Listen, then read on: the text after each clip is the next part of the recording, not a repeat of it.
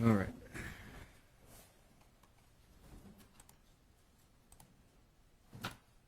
Send that to Paul.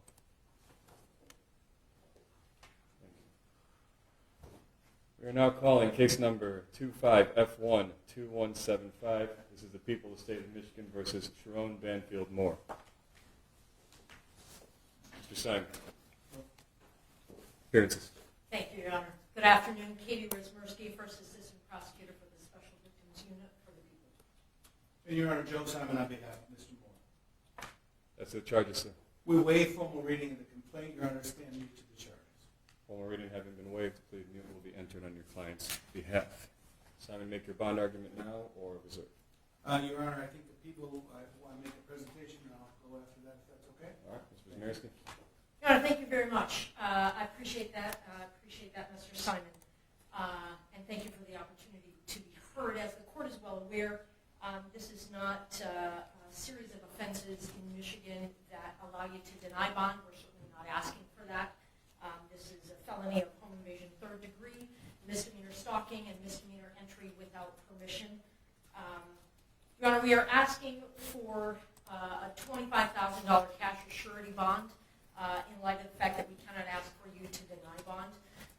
I get that he is a man of means, and so this is a bit of a nominal monetary ask, but quite frankly, it would be an ask that I would make for any defendant charged with these offenses before you. So what strikes me as perhaps more important in this scenario are conditions that I would like to ask for, because of course, as you know, Your Honor, you're tasked with trying to make sure that he reappears, but also the safety of the public and this victim in particular. So, Judge, in addition to an ask for a $25,000 cash or surety, we are asking, should he post that, should you impose that, we are asking that you order that he undergo a mental health evaluation. We are asking that you order him to submit to a GPS tether and that there be a no-go to this victim's residence or place of employment. Ask that you order that there be no contact with her whatsoever in any means, any fashion, direct or indirect, that there be no stalking behavior of any kind, that he be ordered to surrender any and all weapons, further that he be ordered to surrender his passport. Judge, the reason, Your Honor, the reason we make those requests is in light of the factual scenario that gives rise to these charges.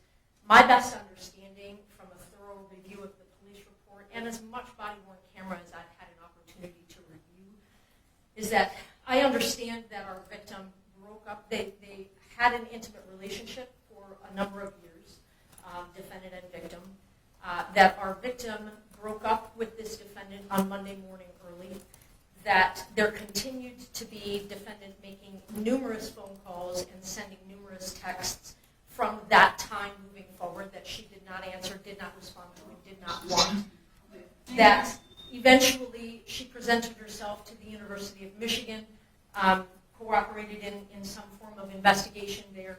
As we all now know, defendant was at some point on Wednesday afternoon fired from his employment. He then, at some point soon thereafter, came to her apartment in the address that is alleged in the complaint, barged his way into that apartment, immediately then proceeded to a kitchen drawer, grabbed several butter knives and a pair of kitchen scissors, and began to threaten his own life. I'm going to kill myself.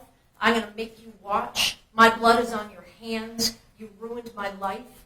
And a series of very, very threatening, intimidating, terrifying, quite frankly, statements and behaviors there in that apartment. It was only then, Your Honor, when the victim, she called her attorney and then at some point indicated she was going to call the police, and then he left. And so, Your Honor, while I understand that there isn't evidence to suggest that he directly threatened the victim with any of those implements that I've indicated, the totality of the behavior is highly threatening and highly intimidating. She was terrorized, Your Honor. And in light of the totality of all of those circumstances, we consider the defendant to be a risk to public safety, a risk to this victim. And it is for those reasons that we are asking for those specific conditions. I'm more than happy answer any other questions that the court may have or give you further information. And I appreciate the opportunity. Thank you, Judge. Mr. Simon is the bond. Your Honor, let me start at the end where the people ended. In terms of risk to public safety, my client's 39 years old with zero prior criminal history, zero prior contact with the criminal justice system in any fashion. The threat to public safety argument by these charges, maybe that's the point, but there's no evidence to suggest that he's a threat to the public safety. The next thing is that the people referenced the court rule that I want to come back to, that you can't deny bond in a situation like this, and they referenced something else that I want to come back to, which is the fact that they reviewed thoroughly the police report, and they reviewed thoroughly the body cam. I've had none of that opportunity, and that's too early for that in the proceedings, so when people come here and make factual representations, although I trust Ms. Wisniewski very much as an officer of the court, I have no ability to respond to those factual representations. So here's what I'm going to ask the court. The monetary bond component, the two considerations by court rule are my client will appear. Let me speak to that. He's got a home here. His family is here. He's got ties to our community. He's retained a local counsel here. Second thing is that my client is not otherwise a danger to the public or danger to the complainant. That is why monetary components are requested, but there are other measures to address them. For example, the request for a GPS tether, that was an expected request. My client will gladly comply with that request. The second thing is my client having no contact.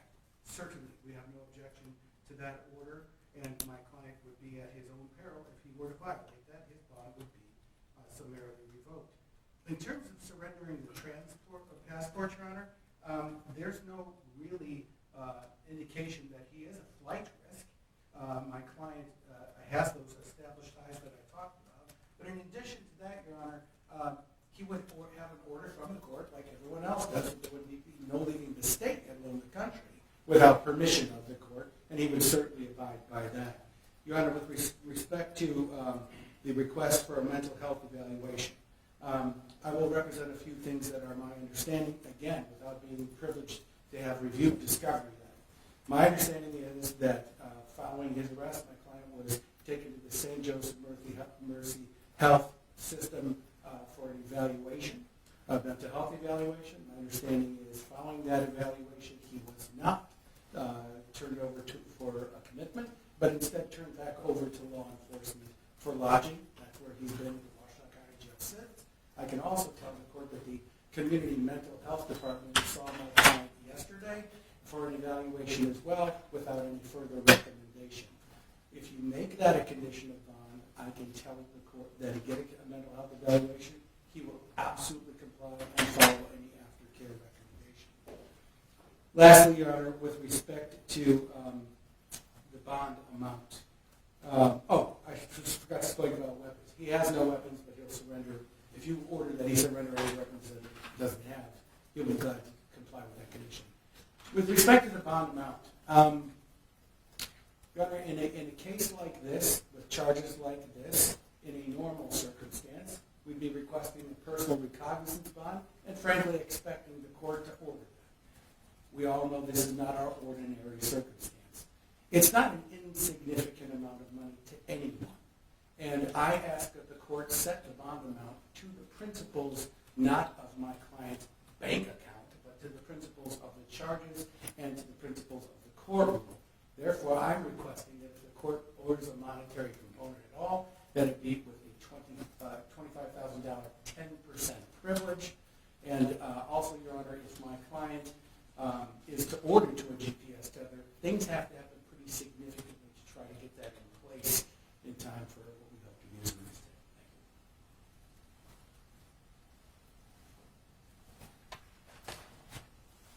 day. Mr. Moore, could you state your name, please? Sherrone Moore.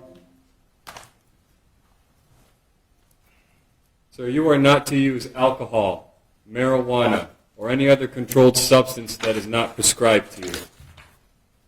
You are not to possess or purchase a firearm or any other dangerous weapon. You are not to engage in criminal conduct of any kind, whatsoever. You may not leave the state of Michigan without permission of the court. Prior to your release, you will be placed on a GPS tether. You will not be released before that GPS tether is placed upon you. You must continue all mental health treatment as a condition of your bond. The named victim in this case will not be placed on the record. You may not have contact with that individual. That means no calling, no writing, no video chatting, no texting, no emailing, or any other form of contact the human mind can possibly fathom. No one in the world thinks that this person is going to reach out to you. Should they do so, and again, no one thinks that they're going to, you may not reply in any form or fashion. The named victim's address will not be placed on the record, but you may not go to that location for any reason whatsoever. Are we understood on the no contact and no go-to, sir? Yes, Your Honor. If you have any questions about that, you have a good attorney, simply ask them. You understand? Yes, Your Honor.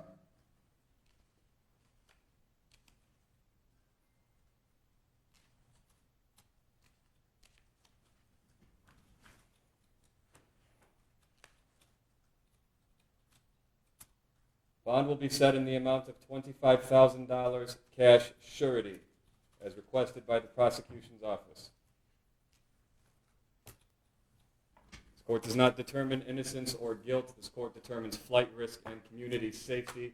The court finds with these conditions in place, it has been met. Mr. Simon, we are setting probable cause conference at this time for January 8th due to the holidays and scheduling. Is that a good court date for you? Your Honor, my client will waive his right to have that next court appearance within 14 days. I've discussed that with him. I also tried to coordinate calendars with Ms. Wismierski. In support of that, I think we're both available on January 22nd, if the court would order that. And I'll add one more thing for the record in support of that. I understand there is continuing investigation, so in addition to the discovery I don't yet have, there may be even more. So it will be January 26th, 2020. 22nd. January 22nd then. January 22nd, 2026, 9 a.m., 14A1 District Court, Courtroom C. That will be in person. Sir, do not violate these bond conditions. Follow all orders of the court. Stay in contact with your lawyer. That concludes this hearing. Thank you, Your Honor. Thank you very much.